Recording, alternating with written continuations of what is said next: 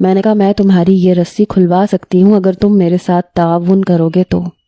وہ کہنے لگا کیسا تعاون؟ میں نے کہا مجھے اپنے بارے میں سچ بتا دو۔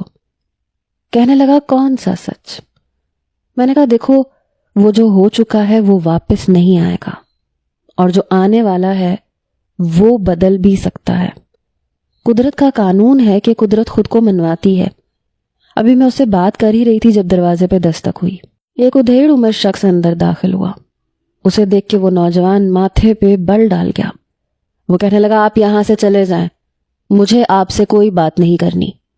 لیکن وہ بوڑھا شخص اس کے پاس آ گیا، اتنے فاصلے پر جہاں سے اس کا ہاتھ اس بوڑھے تک نہ پہنچ سکے۔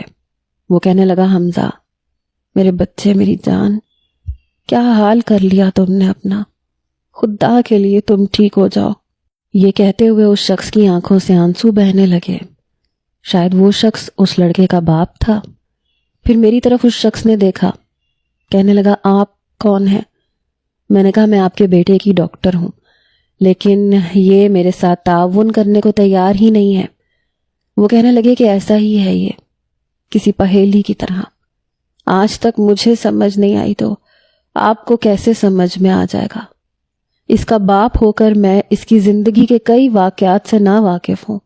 میں اس سے پوچھ پوچھ کے تھک گیا ہوں کہ وہ کون تھی جس نے تمہاری زندگی برباد کر کے رکھ دی، لیکن مجال ہے کہ اس نے کچھ بھی بتایا ہو۔ کئی ڈاکٹرز کوشش کر چکے ہیں لیکن اس نے کچھ نہیں بتایا۔ کبھی کبھی اس کو ایسے دورے پڑتے ہیں کہ مجھے لگتا ہے میرا بیٹا بچ نہیں پائے گا، مر جائے گا۔